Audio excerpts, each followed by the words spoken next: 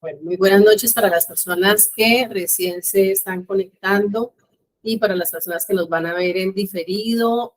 Muchas gracias por acompañarnos en esta segunda jornada del primer seminario de educación en casa para principiantes.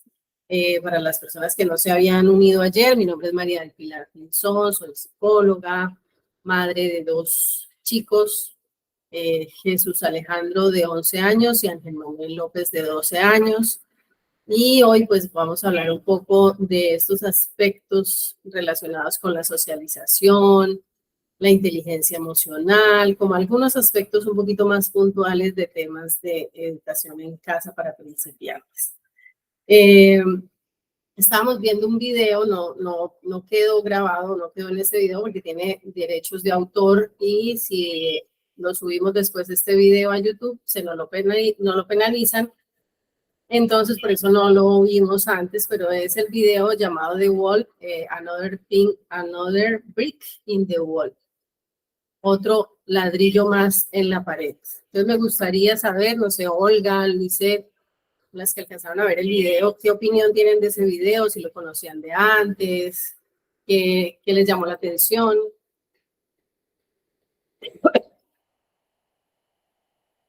Olga, Lisette, Blanca, Sandra.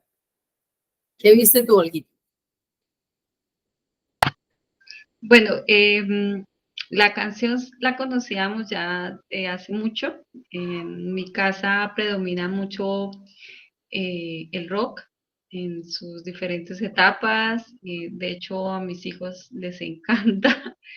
No sé por qué esa influencia, pero de las cosas que nos ataron con mi esposo fue esa. Y ya, nosotros llevamos ya 20 años de casados, entonces fue una de las cosas que también nos unió, como los mismos gustos musicales.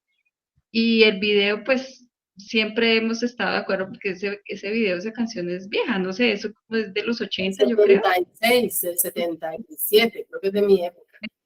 Nos tocó en el colegio, ¿no? Pero si levantábamos la mano y hablábamos sobre ese tema en el colegio, pues las que crecimos en esa época tradicional, pues siempre estábamos en el muro, ¿no? Ahí de la justicia.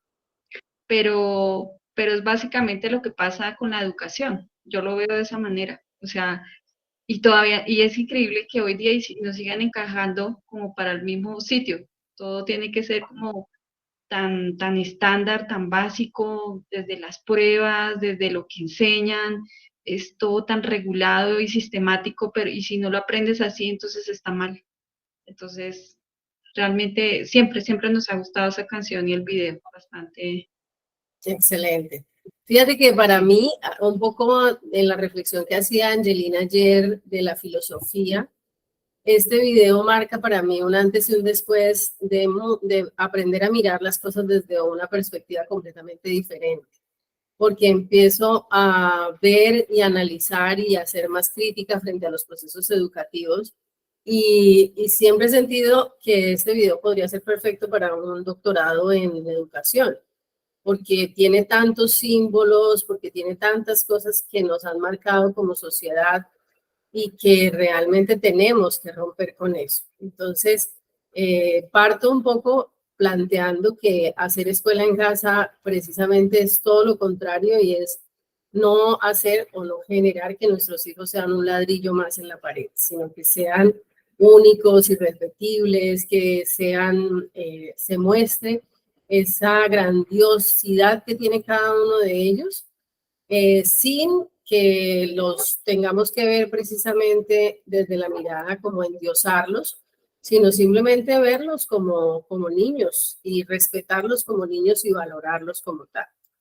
Entonces, bueno, vamos a entrar como en materia. Hay varias cositas. Yo estoy en una etapa, si ustedes analizan luego de pronto los videos con calma, el video o la grabación o la interpretación, la intervención que tuvo el día de ayer Angeline, la que voy a tener hoy yo y la que va a tener mañana Carolina, las tres estamos en etapas de escuela en casa completamente diferentes.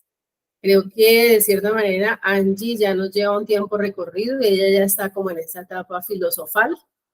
Yo estoy en la etapa práctica todavía, midiendo mucho los pasos, muy esquemática, muy organizada, entonces ustedes van a ver un poco de eso y pues de la línea que tengo también como profesional de la psicología.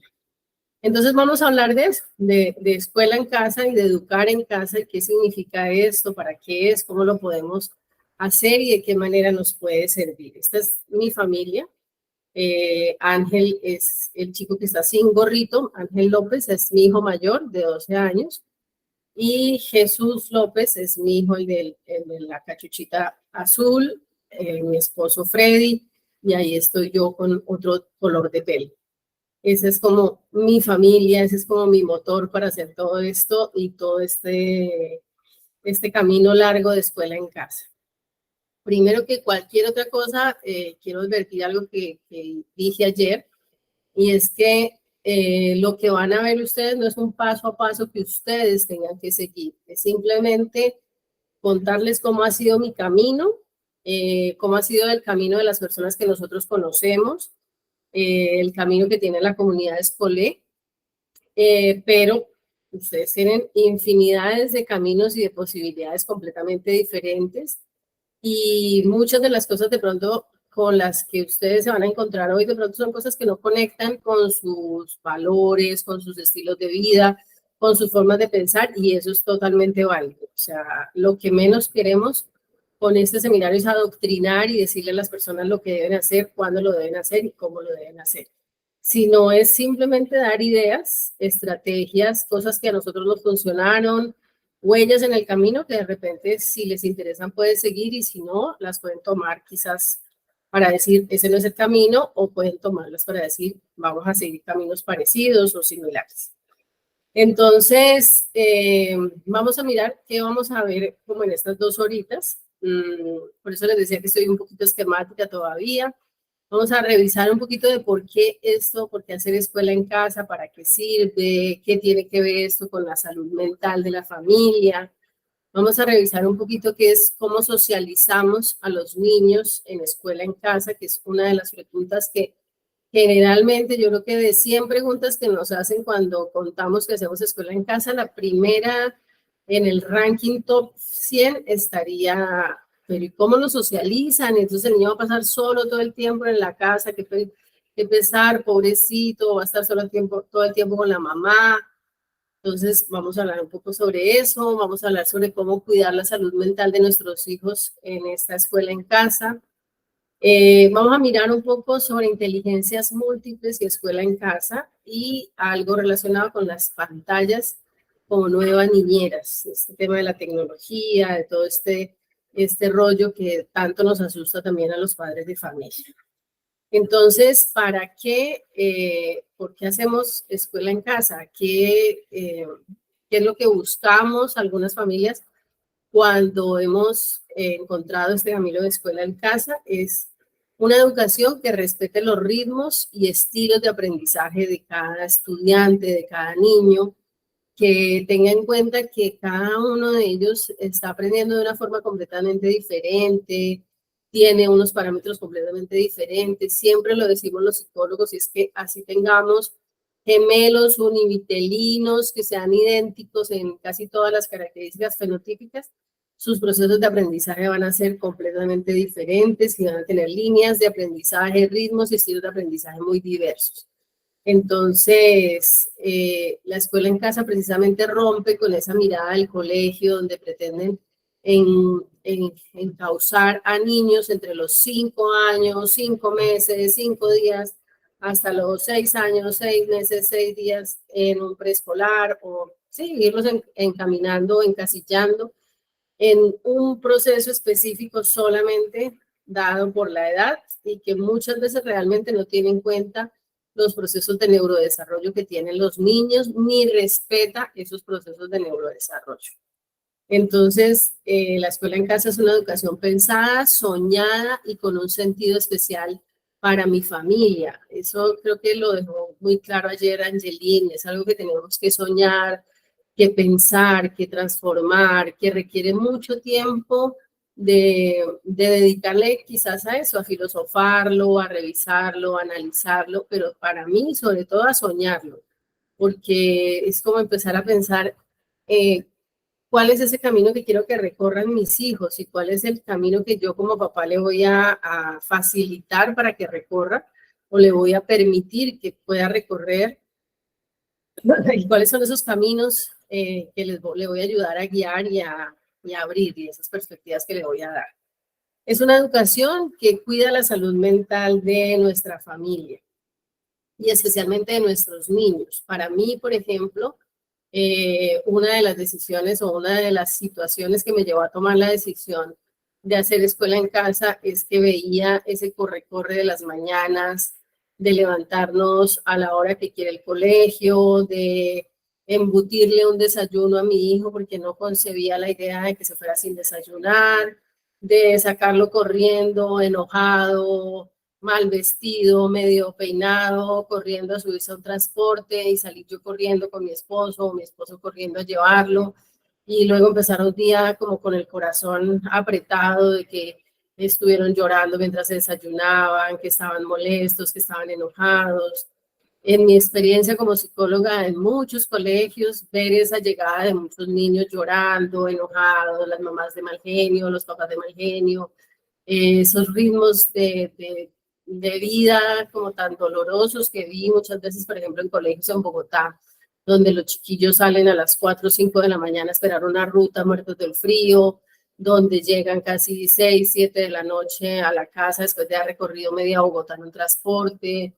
Entonces siento que la escuela en casa se convierte para muchas familias en una alternativa para tener un día mucho más planeado, mucho más calmado, en unos ritmos completamente diferentes. Me costó muchísimo entenderlo porque para mí eso era lo normal.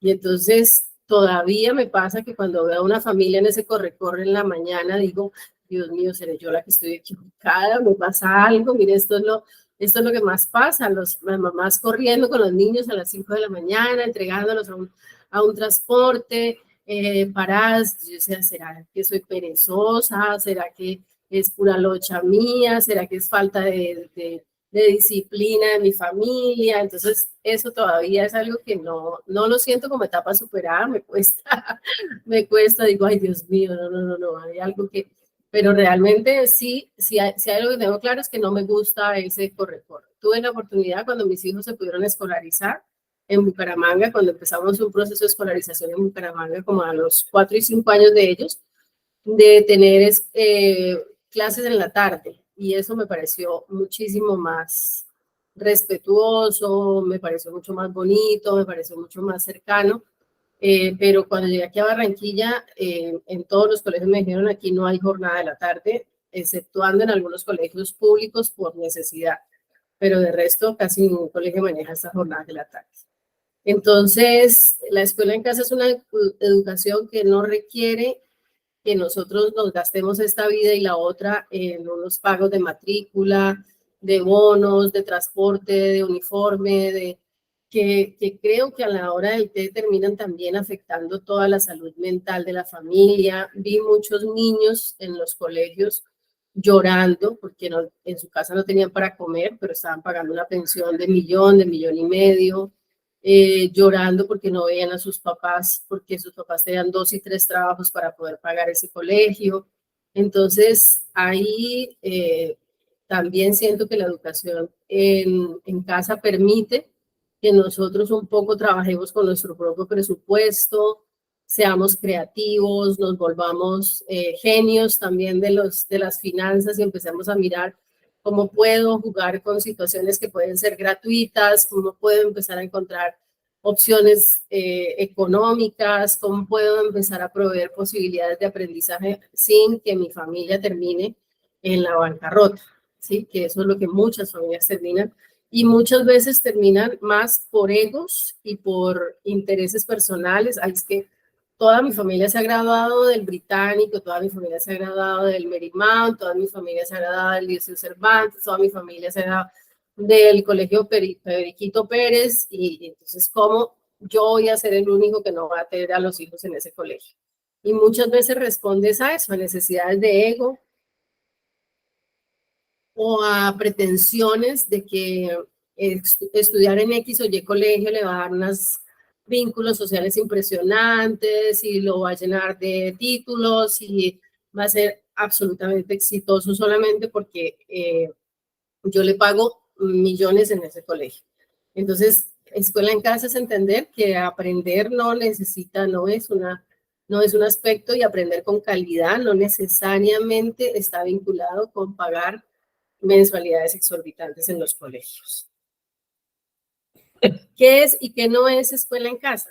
Entonces ahí también hay un debate que, como les digo, esa es mi visión personal. De pronto podríamos entrar a hacer debates. Ana Paulina Amaya, que es la persona que más ha trabajado, que ha sido la líder a nivel nacional en temas de escuela en casa, me decía que escuela en casa requería que una persona o que una familia tuviera a sus hijos desescolarizados, o sea, fuera del sistema educativo. Yo le decía que para mí no, para mí hacer escuela en casa no necesariamente tiene que ser que yo tenga a mi hijo fuera del colegio. Yo puedo tener a mi hijo matriculado en un colegio, pero hacer escuela en casa. Para mí hacer escuela en casa es tomar las riendas de la formación de mis hijos y no delegársela a un colegio. Yo lo puedo llevar a un colegio para que reciba clases, pero no le estoy delegando al colegio y entregándole a mis hijos para que él lo forme y me lo devuelva formado. Creo que es más la intencionalidad y la manera como yo manejo todo ese proceso, porque sí hay muchos papás, y lo he vivido en 20 años de experiencia con colegios y universidades, que quisieran entregar a su hijo el lunes en la mañana y que se lo regresaran el sábado en la tarde para tomarse fotos. O sea, hay familias que delegaron completamente la tarea de formación a la institución educativa. Y uno los ve el día de la matrícula y los vuelve a ver cuando se gradúan, pero no aparecen más en la escena de procesos de formación de sus hijos. Entonces, ¿qué no es? No es tampoco decir, lo desescolarizo y lo dejo ahí, que él solo va a aprender y que él va a ser un niño prodigio y él mismo se va a proveer todas sus posibilidades de aprendizaje y lo dejo solo y ahí verá. Yo creo que es un experimento bastante atrevido, bastante valiente. Supongo que hay niños que aún dejándolos solitos llegan a la conclusión, oiga, no, aquí hay que estudiar, hay que poner reglas y esto hay que organizarlo, pero si dejamos al niño solo, sin directrices, sin parámetros, pues también nos podemos llevar sorpresas bastante desagradables. Entonces, para mí, escuela en casa no es dejarlo solo y que mire cómo resuelve y que mire cómo se enfrenta al mundo. No es un modelo pedagógico, es más un estilo de vida que requiere compromiso, que requiere responsabilidad por parte de todos los componentes del mismo. Y ahí surge muy importante trabajar con la responsabilidad del propio niño, que él se haga responsable de su propio proceso, que él, un poco lo que decía ayer Carolina, ¿a quién le tiene que dar cuentas Jero? Pues Jero le tiene que dar cuentas a Jero. O sea, qué es lo que estoy aprendiendo yo y cómo estoy aprovechando las oportunidades que me brindan, y no estar pensando que le tengo que dar cuentas a un profesor o tengo que presentar un examen, sino que realmente tengo que responderme a mí mismo en ese proceso de aprendizaje. Requiere unos ajustes emocionales, económicos, logísticos y sociales importantes, ¿sí? O sea, no es que yo hoy tomo la decisión de hacer escuela en casa y todo va a seguir igual, porque realmente pues no tiene mucho sentido. Pues papá y mamá trabajando 10, 12 horas diarias, llegando tardísimo, saliendo temprano, una empleada muy poco dispuesta a apoyar en ese espacio y unos niños solos a su diestra y siniestra, pues no, para mí no ese es el camino. Hay que hacer ajustes, hay que organizarnos como familia, hay que priorizar, hay que decir, bueno, económicamente, ¿a dónde van los recursos? ¿Cuáles son los recursos más importantes que se van a invertir en esta casa? ¿Cómo organizamos ese dinero que de repente no se va a usar en el transporte, en el uniforme, en otras cosas que de repente sean más significativas para el proceso de aprendizaje? Es hacernos cargo de la formación integral de nuestros hijos y es la creación en familia de un proyecto de vida. Siempre se lo digo a las instituciones educativas, y es que un colegio no puede ser simplemente el que dé un diploma o un certificado, porque eso lo hace una impresora. Lo que debe generar o lo que debe proveer un proceso formativo es que cada uno de los niños crea un proyecto de vida y que ese proyecto de vida sea gratificante para él. Ese proyecto de vida puede ser que quiere ser cocinero, chef, piloto, periodista, médico, odontólogo, lo que se le ocurra, pero también que quiere ser filósofo, que quiere ser una persona que ayude a la comunidad, que quiere hacer parte de una iglesia, que quiere ser un misionero, bueno, que encuentre un camino que lo haga feliz y que le provea posibilidades de ser independiente y de ser autónomo dentro de un mundo cambiante.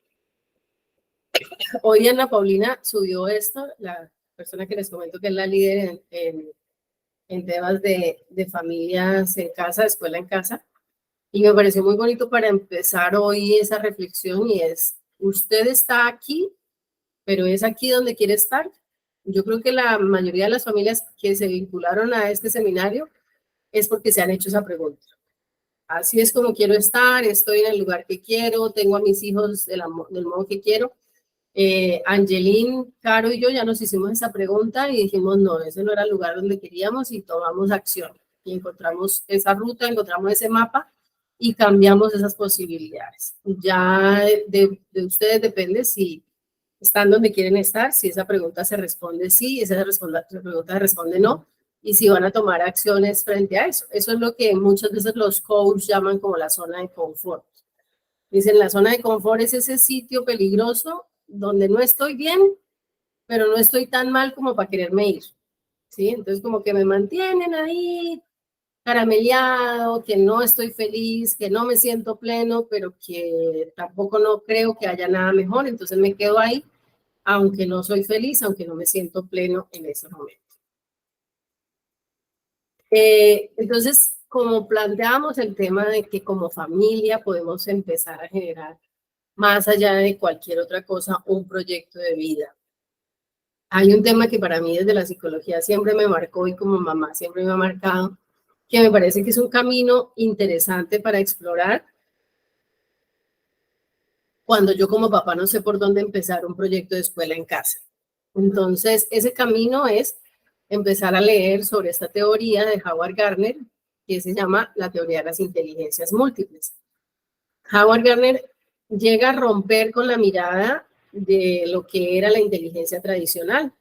Antiguamente la inteligencia tenía unos conceptos bastante rígidos y bastante estandarizados. De hecho, antes de Howard Gardner estaba mucho más difundido esta idea del coeficiente intelectual.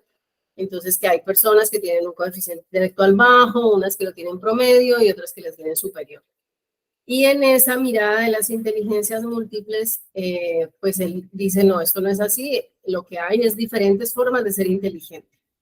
Y entonces eso marca un derrotero completamente diferente.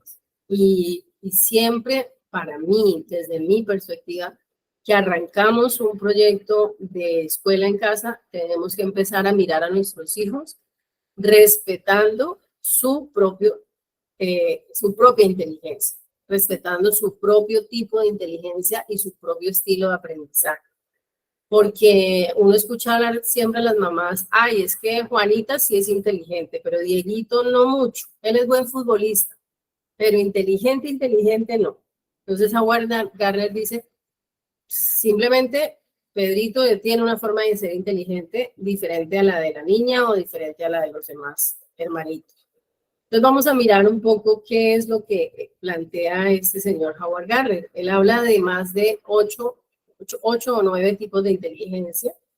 Entonces nos habla de la inteligencia musical, de la inteligencia verbalingüística, la inteligencia emocional, visoespacial, lógico-matemática, corporal kinestésica, intrapersonal, interpersonal y naturalista. Entonces quiere decir que él no mira la inteligencia como una parte lineal, no es un punto A y llega a un punto B y ya la persona tiene su máximo punto de inteligencia y luego va en declive cuando va envejeciendo. Esa es una mirada completamente diferente. Howard Gardner dice, tú tienes muchos caminos para ser inteligente y no hay una inteligencia superior a la otra, pero esto contrasta con lo que nos dice el sistema académico. ¿Cuántas horas nosotros teníamos en el colegio o tenemos en un colegio tradicional de matemáticas? ¿Cuántas horas de clase vemos de matemáticas? ¿Quién me cuenta? ¿Cuántas tenías tú, Olga, Caro, Angie? Yo recuerdo como 4. Olga, ¿cuántas? Yo creo, bueno, yo estudié en un colegio industrial. Me gustaba mucho ese colegio, bueno, en Bucaramanga, porque yo estoy en Bucaramanga, todavía existe. En la mañana veíamos oficios que de hecho deberían retomar porque me parece interesante. Entonces, el oficio mío, el Politécnico, Instituto Politécnico Femenino, en ese era femeninos, solo Ok. niñas. Entonces, en la mañana veíamos lo que eran los talleres, los oficios. Cada año nos enseñaban uno diferente y ya noveno escogíamos el con el que nos queríamos graduar porque salíamos técnicas. ¿Qué oficios Eh, yo quedé en bordado industrial. Me gustaba mucho el bordado industrial y me sirvió para toda la vida porque a mí me encanta cualquier costura que tengo que hacer en la casa, lo hago yo misma. O sea, me quedó esa enseñanza. Las manualidades pues me ayudan muchísimo y eso lo aprendí en el colegio. Pero matemáticas yo creo que veíamos como 4 horas semanales. Yo creo que era más o menos 4 horas semanales. Por aquí nos decían en el chat, durante 4 días, 2 horas, o sea, 8 horas semanales. Y hay colegios que complementan en la tarde con Kumon o preparación de pruebas a ver con más matemáticas. Entonces, de cierta manera, en nuestro sistema académico, la inteligencia que ha reinado es la inteligencia lógico-matemática. Casi que nadie pone en duda que un matemático es inteligente. O sea, todo el mundo dice, ah, es matemático y qué tipo tan inteligente. Pero nadie dice, oye, es deportista, qué inteligente esta persona. Dice, ah, es deportista, ¿sí? Y no valora que es un tipo de inteligencia, que es una forma de ser inteligente. Entonces vemos muchos niños que tienen tipos de inteligencia que no son tan académicos, que la pasan pésimo en el sistema académico, en el sistema educativo. Porque si estamos hablando de los 2 pilares de la educación tradicional, estamos hablando de lógico-matemática y de la inteligencia lingüística. Y de inteligencia lingüística tenemos casi 15 horas a la semana o más, porque tenemos ciencias, es inteligencia lingüística, español, inglés, filosofía, sociales, casi todas las áreas están relacionadas con inteligencia lingüística. Entonces, ¿qué pasa con ese niño que no es tan brillante en lógico-matemática y en inteligencia lingüística? Pues es el niño que está tipificado como un niño poco inteligente. Y muchas veces los papás compramos esa idea y entonces decimos, ah, sí, es que mi hija sí es inteligente, pero mi hijo es más bien bueno para las manualidades, o mi hijo es bueno para los deportes, pero él no es tan inteligente, ¿sí? Entonces, Howard viene a cambiar completamente eso y dice, son tipos de inteligencia. Y no es más inteligente un Bill Gates que un James Rodríguez. Cada uno tiene un tipo de inteligencia completamente diferente. Entonces, ¿qué podemos hacer como familias frente a este panorama? Empezar a mirar y hacer exploración de cuáles son los tipos de inteligencia que tiene mi hijo, de cuáles de pronto no ha desarrollado porque ni siquiera se ha acercado a ellas y de cuáles posibilidades tengo en la comunidad para poder proveer diferentes tipos de inteligencia. Algún día podemos hacer un taller específico de inteligencias múltiples, pero hoy quería contarles algunas cosas, por ejemplo, que plantea Howard Gardner. Dice que cada persona posee los 8 tipos de inteligencia, que la mayoría de las personas pueden desarrollar cada inteligencia hasta un nivel adecuado de competencia, que las inteligencias por lo general trabajan juntas y de manera compleja, que hay muchas maneras de ser inteligentes de cada categoría y que todas las personas somos inteligentes. Entonces, siempre para mí una de las premisas de partir un proceso de escuela en casa es ver a mis hijos, cada uno de ellos con o sin discapacidad. Puedo tener un hijo con síndrome de Down, con autismo, con cualquier condición, lo voy a ver y voy a decir, mi hijo es inteligente. ¿Qué voy a hacer en este proceso de aprendizaje para desarrollar diferentes posibilidades de aprendizaje, diferentes tipos de inteligencia, para que ya llegue un momento donde él escoja cuál es el camino y empiece a hacer esa exploración y empiece a tener mucho más fuerza ese proyecto de vida que él va a construir con el apoyo mío, con el apoyo de la familia. Entonces, eso es un poco lo que, como les digo, lo que he buscado yo en este proceso. En algún momento siempre me planteo cómo sería el colegio del futuro, y yo no sé si ustedes conocieron Diversity, que ya creo que ya no existen en el país, pero para mí el colegio del futuro debería ser un Diversity, donde un niño un día juegue a ser músico, otro día juegue a ser pintor, otro día juegue a ser corredor de autos, donde otro día juegue a ser banquero, a vendedor, a cirujano, locutor, porque eso le va a permitir desarrollar y motivarse en todos esos tipos de inteligencia. Entonces, darse cuenta todo lo que pueden hacer las personas con cada uno de los tipos de inteligencia. Y ahí, de cierta manera, él entraría en contexto de cuál sería ese, qué sería lo que él haría en el futuro, que lo haría feliz así no ganara un peso, y que lo haría con toda la pasión para poder generar unos ingresos, para poder ser una persona independiente. Miren, por ejemplo, cómo inteligencias que han sido siempre el patito feo del sistema educativo. De hecho, hay muchos colegios que no tienen ni siquiera una sola hora de música. Y muchos colegios, las horas o las 2 horas de música, yo recuerdo en el mío, y lo he visto en 20 años, lo he visto en casi todos los colegios que he visitado. Son muy pocos los colegios que yo diga que la música no se ve de esa manera. Generalmente le piden una flauta a los niños. Los papás le compran la flauta y entusiasmados de que van a tener al flautín, al flautista de Hamelin en su casa. Y a los 15 días los papás quisieran que esa flauta se perdiera milagrosamente. Ni se mosquean por pelear cuando la flauta se pierde, porque esos chinitos pitaron y hicieron bulla con esa flauta toda la semana. Y entonces termina siendo una clase dada por una persona que solamente les enseña solfeo y la fusa y la difusa y la confusa, y los termina aburriendo y espantando con la música. Para mí, la música, a pesar de que siempre me ha acompañado en mi vida, como proceso formativo fue un fracaso. Me pareció horrible, me parecía hartísimo ver clases de música. Fueron todo lo contrario de lo que yo esperaba que fuera un proceso de acercamiento a la música. Y miren, todas las razones por las que los niños deberían estudiar música. Aumenta la capacidad de memoria, atención y concentración en los niños. Mejora la habilidad para resolver problemas matemáticos y de razonamiento. Es una manera de expresarse. Introduce a los niños a los sonidos y significados de las palabras y fortalece el aprendizaje. Brinda la oportunidad para que los niños interactúen entre sí con los adultos. Estimula la creatividad. Al combinarse con el baile, estimula los sentidos, el equilibrio y el desarrollo muscular, provoca la evocación de recuerdos e imágenes con el cual se enriquece el intelecto, estimula el desarrollo integral del niño al actuar sobre todas las áreas del desarrollo y sobre todo los hace felices. Entonces miren todo lo que se están perdiendo en el sistema educativo al no explorar todas esas áreas de música. Yo siempre he tenido como esa tarea pendiente con mis hijos, porque a pesar de que amo la música, que de bebé, desde el embarazo, desde que los tenía en el estómago, les ponía música, yo creo que los terminé aburriendo, porque ellos ya de grandecitos me dicen, ay, no, mamá, no cantes, ay, no, mamá, apágale la música, y pues siento que ahora está el espacio de que ellos exploren ese tema de la música por sí mismos y encuentren ese camino de la música por ellos mismos, porque no los quiero forzar a que esto sea un tema obligatorio. Pero miren todo lo que se está perdiendo un sistema educativo al no explorar esas áreas de la música.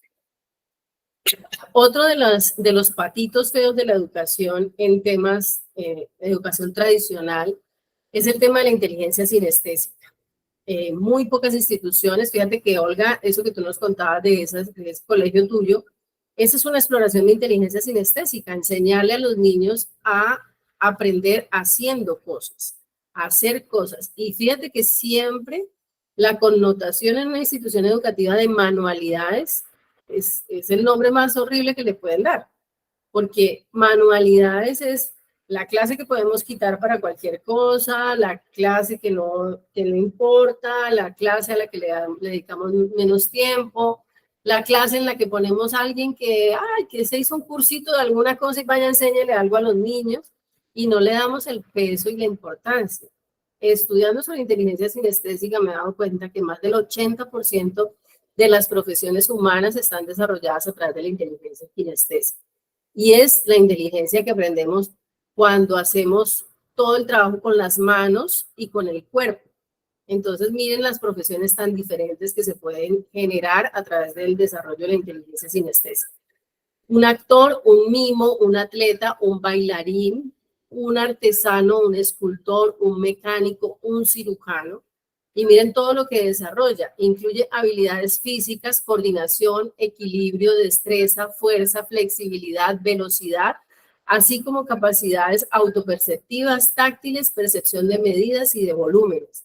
Entonces, estamos desperdiciando unas posibilidades muy amplias porque a veces tenemos la idea, cuando yo hablo de escuela en casa con las mamás, y entonces les digo, ¿por qué no incluir a tu hijo en una clase de teatro?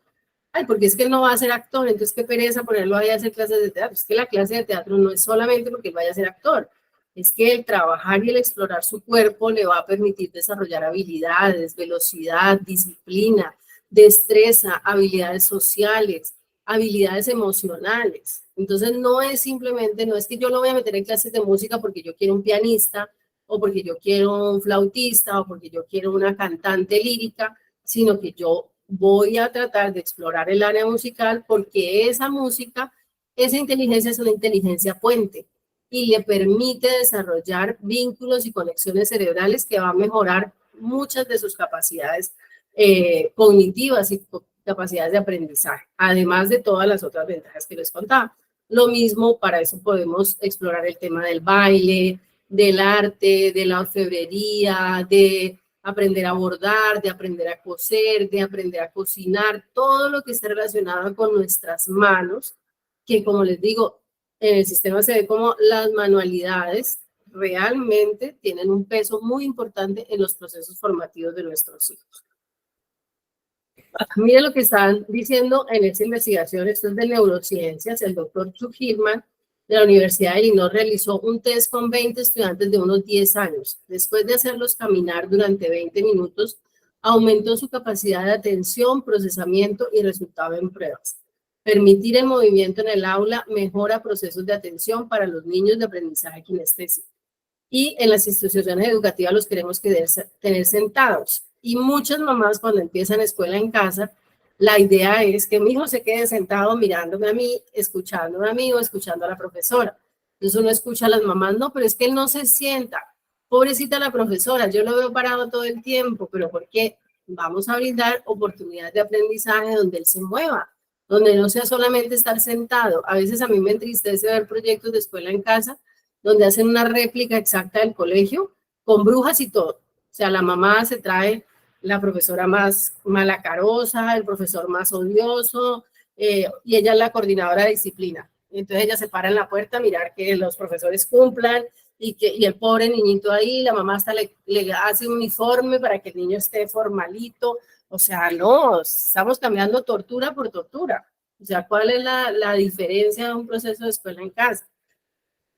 Entonces, miremos realmente que en escuela en casa hagamos lo que no estaba haciendo la escuela. Miremos otras posibilidades de desarrollo de inteligencia, desde el deporte, desde el arte. Fíjate, por ejemplo, en la canción de The Wall, cómo menospreciaban la poesía. Ah, eres un tonto, estás recitando poesía, eso es una estupidez, eso es una tontería. Y no respetamos esa inclinación natural que puede tener ese hijo o ese chico para explorar esas áreas. Vamos mirando adelante. No sé si hasta ahí hayan alguna pregunta, comentarios. Vamos a dar un break para que me cuenten hasta ahí. ¿Cómo lo ven? ¿Cómo lo han visibilizado? ¿Verdad? ¿Mentira? Lisset, Lucía, no importa que estén en pijama. Pueden contar. Blanca.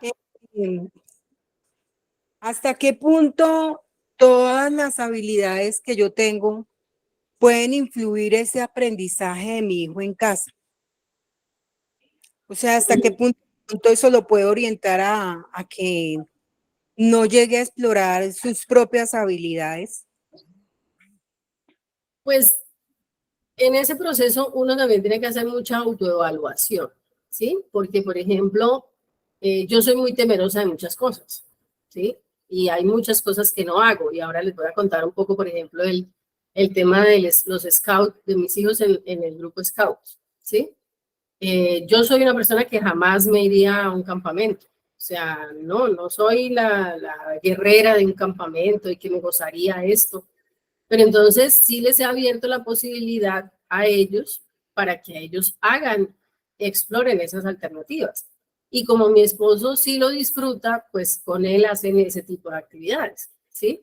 Entonces, yo puedo promover y yo puedo incentivar o motivar a mis hijos a que desarrollen las habilidades que yo tengo, pero tengo que tener cuidado con no limitarlo cuando se trata o no obligarlo, porque es lo que yo te decía.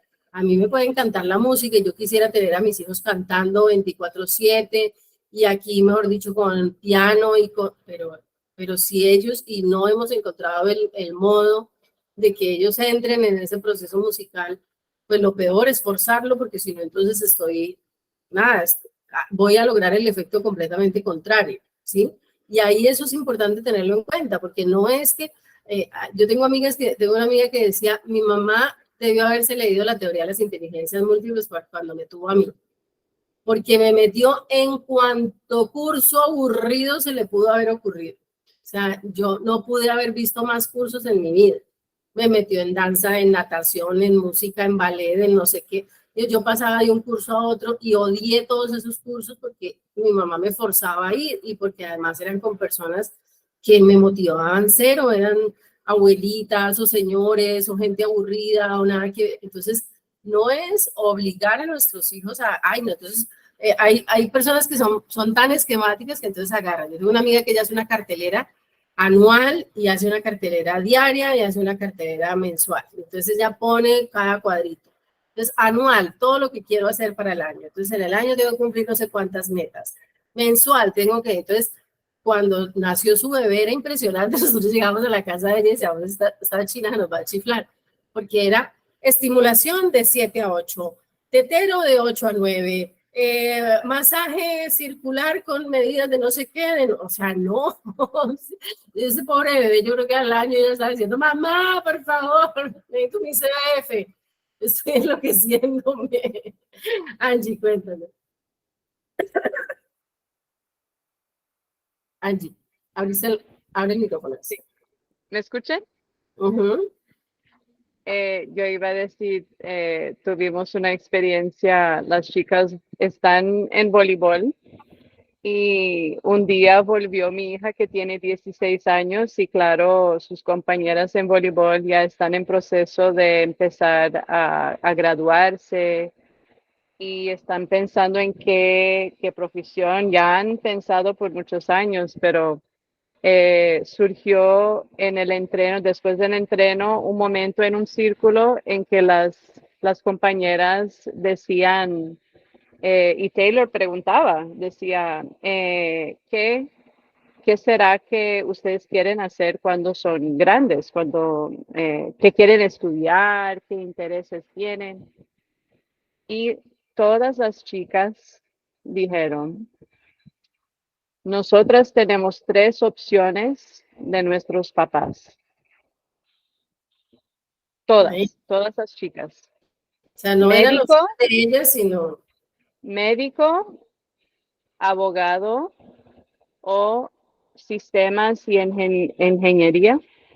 Esas 3 opciones. Todas dijeron lo mismo. No era qué quiero ser, no era qué talento tengo yo, qué inteligencia tengo yo, qué habilidades tengo yo como una persona, sino y te digo, pareciera horrible, pero todo eso ha venido desde que esas chicas eran pequeñas y sus papás ya tenían en su mente qué querían para sus hijos.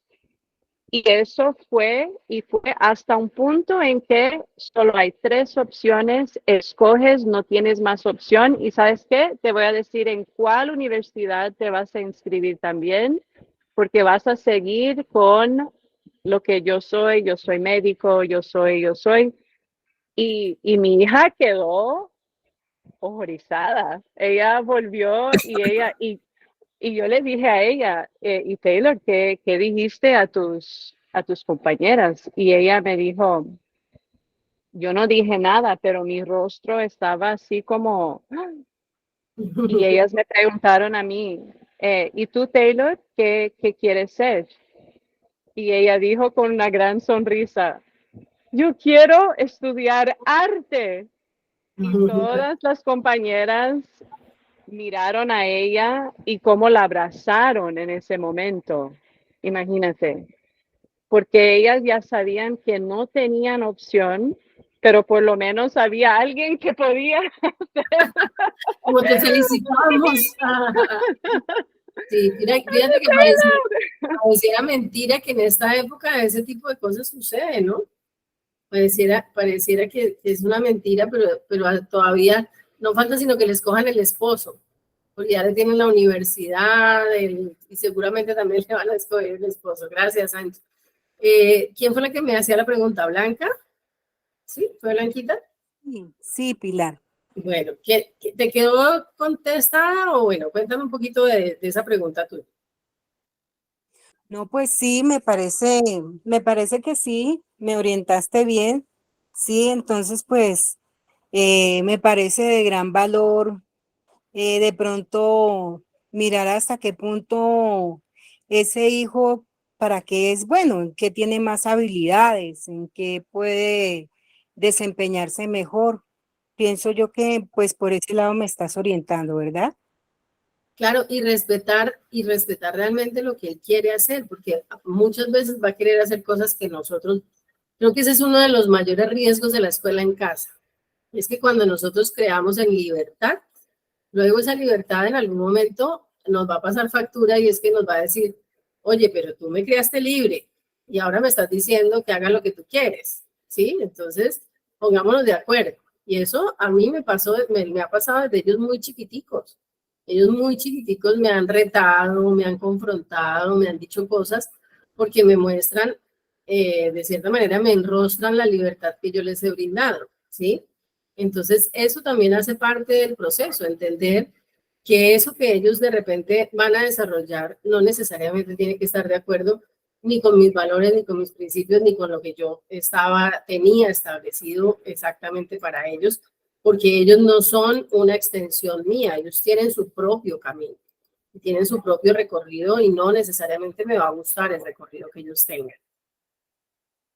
Entonces, cuando nosotros hacemos esa exploración de inteligencias múltiples, nos vamos a dar cuenta que en el sistema académico, y de hecho esto ha sido una de las cosas que más ha llevado a las familias a entrar en ese proceso de escuela en casa, y es darse cuenta que sus hijos saben un montón de cosas, pero no saben gestionar sus emociones, no saben cómo resolver un conflicto, muchas veces han sido víctimas de bullying o muchas veces han sido victimarios de bullying, que también hay muchas familias que viven eso, que a pesar de haber criado a un hijo con valores y en un espacio formativo adecuado, tienen hijos que lastiman a otros o hijas que agreden y que lastiman a otros. Entonces nos damos cuenta que el sistema académico tradicional no tiene muy en cuenta este tema de la inteligencia emocional. Y yo cuando asesoro colegios o universidades digo, si ustedes realmente quisieran responder a las necesidades del joven y del niño actual, estarían enfocados el 80% de su tiempo en trabajar inteligencia emocional. Porque realmente, si ustedes se dan cuenta, cuando nosotros estudiamos en mi época, la única opción de aprender era la escuela, las bibliotecas y era un acceso completamente limitado. En ese momento hay muchas posibilidades de aprendizaje, de conocer, de adquirir conocimientos. Un chico con un celular puede aprender todo lo que a él se le ocurra de diferentes temas, pero la inteligencia emocional es algo que un computador no le va a enseñar. Entonces ahí sí necesita esa interacción y ahí sí deberían estar haciendo y poniendo el foco las instituciones educativas o los proyectos de escuela en casa y es cuál es la formación en inteligencia emocional que le voy a dar a mi hijo. ¿Qué hago para formar realmente en él esos procesos de inteligencia emocional de forma adecuada? Entonces, ¿qué es esto de la inteligencia emocional? Es aprender a conocer, saber, solucionar problemas, tomar decisiones, comprender las consecuencias de los actos, aprender a convivir, comunicarnos, trabajar en equipo. Esto en las empresas ahora le llaman habilidades blandas y realmente es el porcentaje más alto de éxito de las personas en las empresas en este momento. Hay muchos jóvenes brillantes con unas carreras profesionales impresionantes que llegan a las empresas y no duran más de un mes porque tienen muy pocas capacidades blandas y tienen muy poca formación en cómo gestionar esa parte de la inteligencia emocional. Cuando hablamos de inteligencia emocional nos referimos a la habilidad de entender, usar y administrar nuestras propias emociones en formas que reduzcan el estrés, ayuden a comunicar efectivamente, a empatizar a otras personas, superar desafíos y a minorar conflictos. Ahí tenemos una riqueza inmensa. Gastémosle el tiempo, prioricemos el desarrollo de inteligencia emocional en nuestros hijos, fortalezcamos eso. Si vemos, y eso es algo que yo siempre les indico a las familias cuando las asesoro, generalmente todos los seres humanos tenemos un montón de situaciones que no hemos resuelto. Si yo como papá veo que hay un montón de situaciones emocionales que yo no he resuelto, tengo la obligación y la responsabilidad de resolverlas cuando antes o en el proceso de tener a mis hijos. Porque si no, voy a transmitir muchos de esos problemas y muchos de esos talegos llenos de suciedad y de cosas feas y de rencores y de rabias y de dolores, se los voy a transmitir a mi hijo y va a ser completamente injusto que él tenga que llevar una carga que yo no quise resolver a tiempo y termine entregándole a él esa carga y ese compromiso de resolver emocionalmente él lo que yo no he podido resolver. Entonces, el mejor ejemplo es primero resolver emocionalmente yo. O sea, yo no puedo trabajar sobre la inteligencia emocional de mi hijo si mi inteligencia emocional está por el piso. Entonces, hay mamás que llegan a consulta y dicen, pues que yo no entiendo por qué él es tan histérico. Es que él grita todo el tiempo. Es que él está todo el tiempo de mal genio. No sé de dónde saca eso. Pues la mamá es completamente, o sea, ha sido el ejemplo.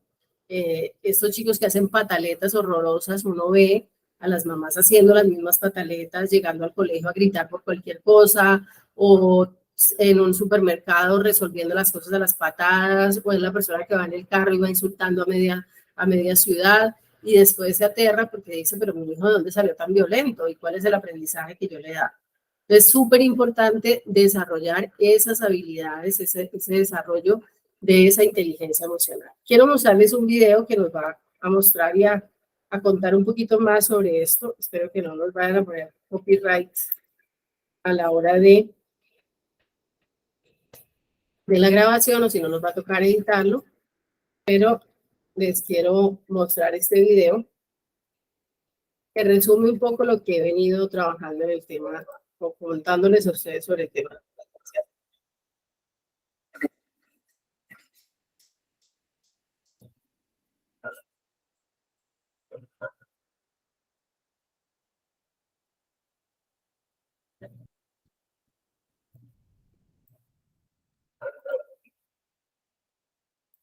Es impresionante observar cómo existen personas con habilidades diferentes que les permiten desempeñar ciertas actividades. Esto se debe, en gran parte, a la inteligencia.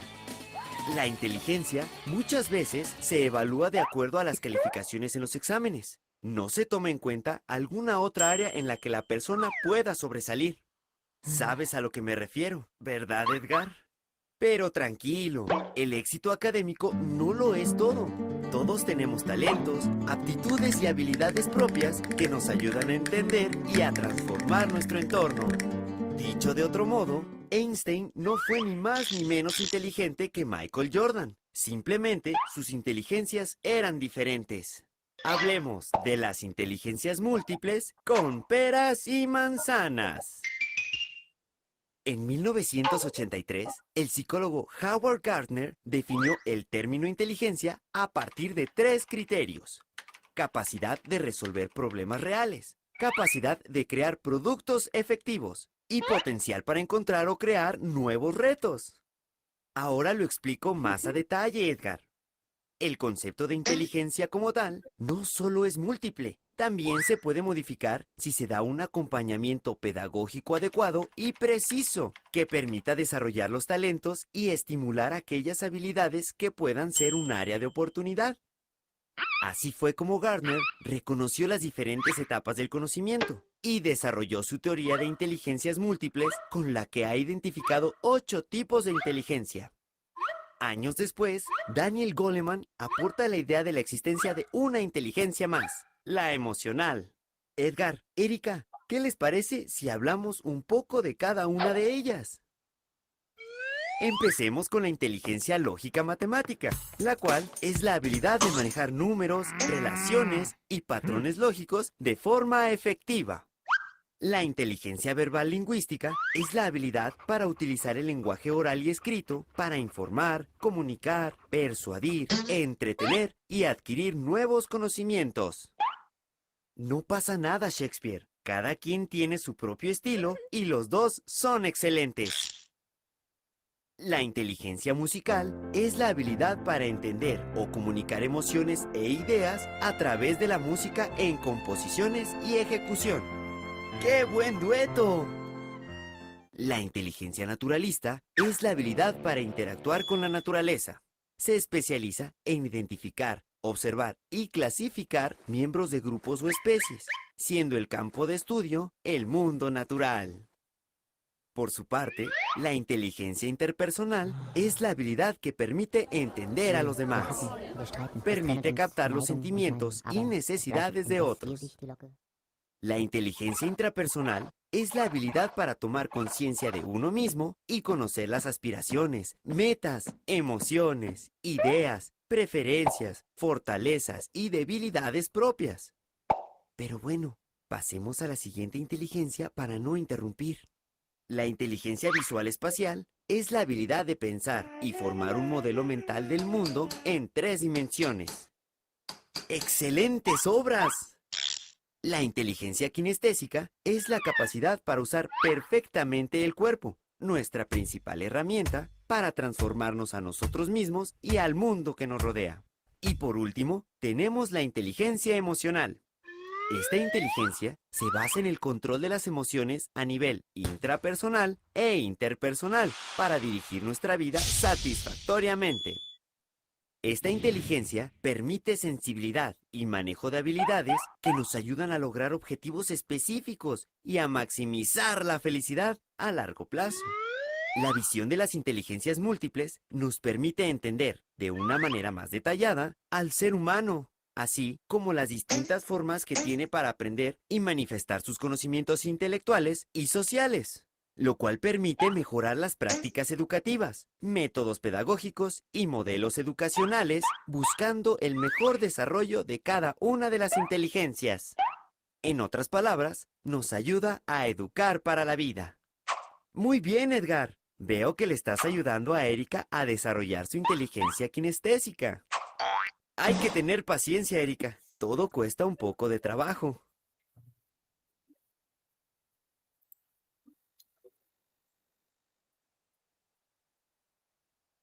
Bueno, entonces, opiniones ahí o preguntas.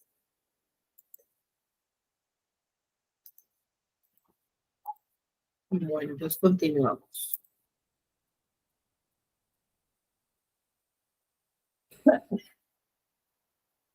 ¿Quién levantó la mano?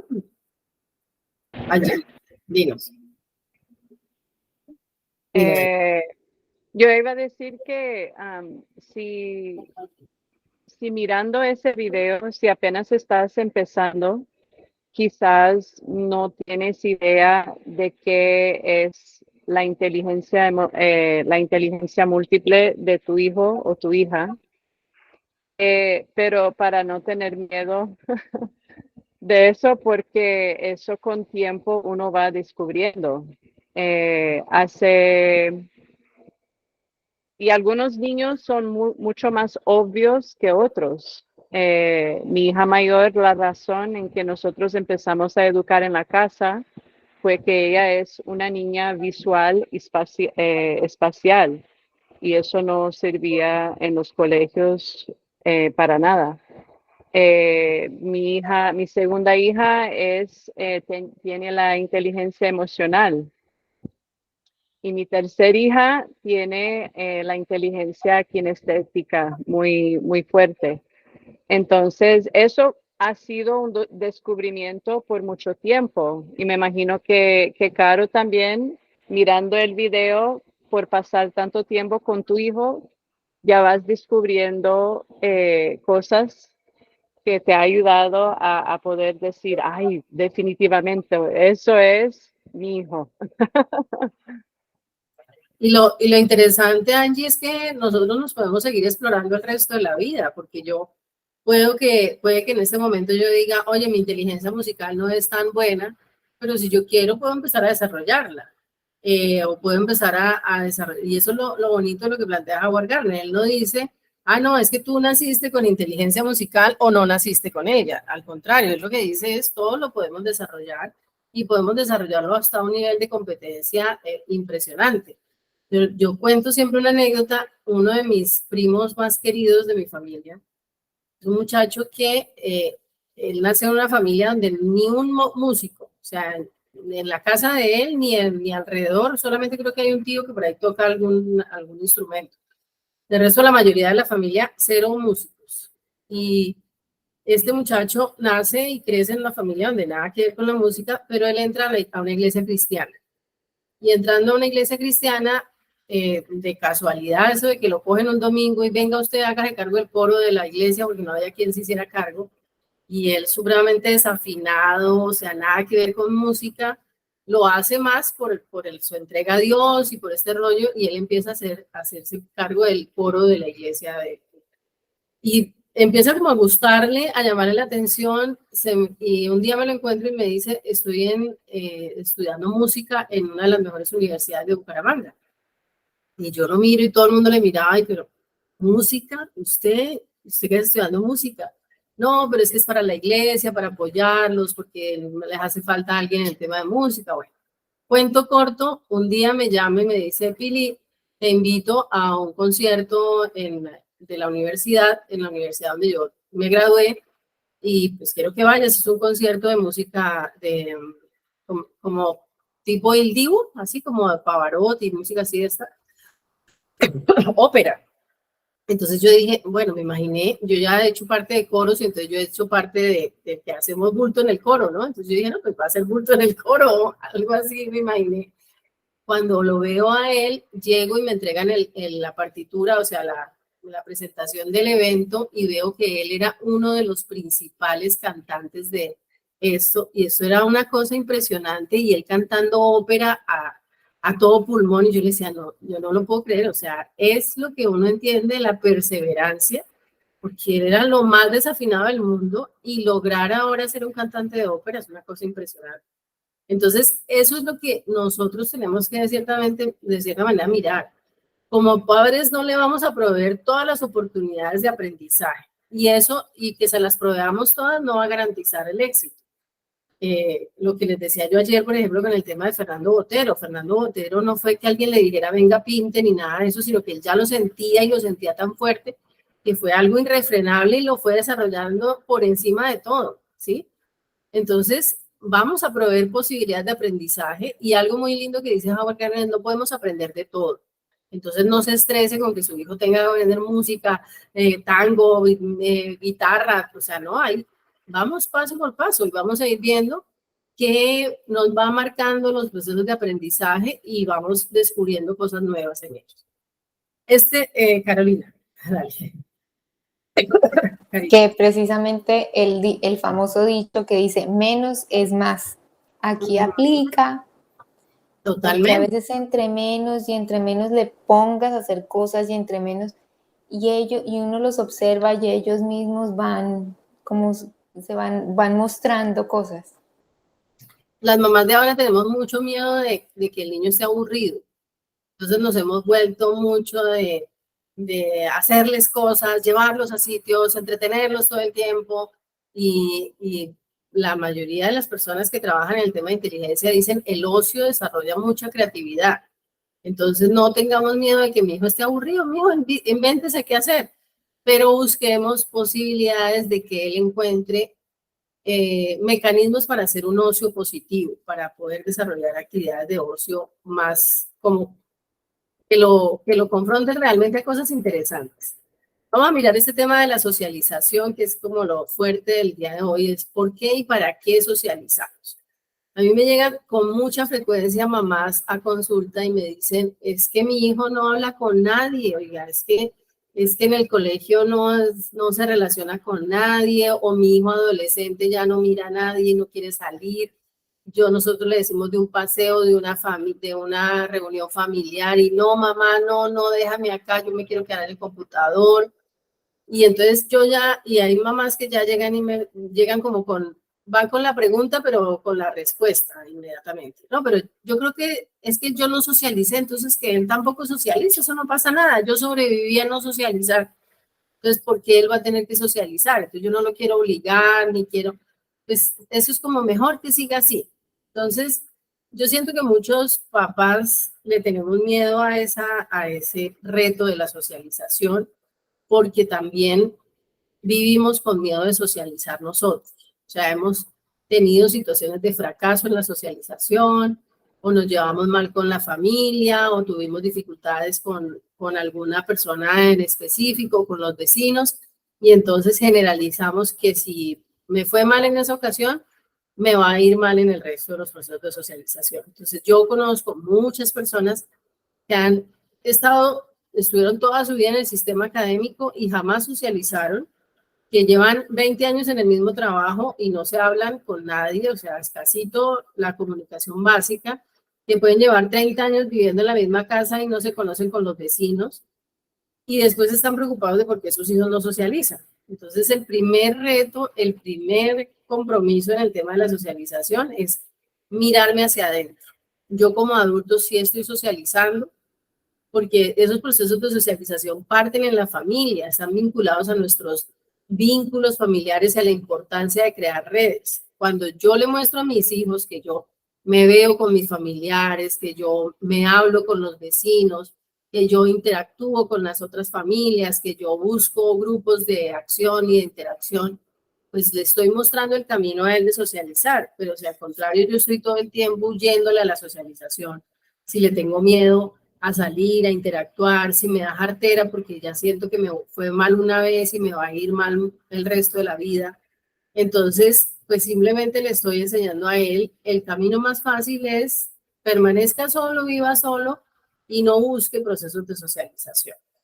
¿Por qué necesitamos como seres humanos socializar? Porque las redes son un apoyo emocional supremamente alto, porque estamos en situaciones emocionales de mucha confrontación permanentemente y necesitamos que nuestros hijos aprendan también de cierta manera cuáles son los caminos que tienen que recorrer, que aprendan a desarrollar habilidades sociales para la vida, que aprendan a trabajar en equipo, que aprendan a encontrar en el otro un apoyo y hacer un apoyo para otras personas.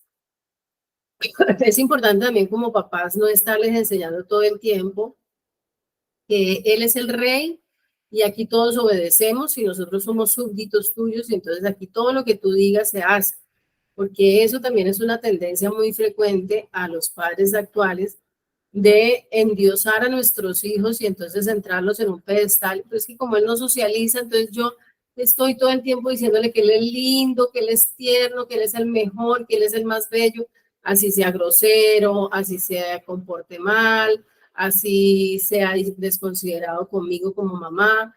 Entonces yo tengo una responsabilidad como padre de familia también de enseñarle a él que el mundo no va a estar a sus pies, que hay que aprender a ganarse el cariño de las personas, que hay que ser considerado, que hay que ser respetuoso con el otro, que hay que aprender a entrar en esa línea de respeto con el otro y de entender que el otro no va a estar conmigo solamente porque sí, va a estar conmigo porque yo me gane su afecto, porque yo aprenda a ser tolerante, porque yo aprenda a ser respetuoso.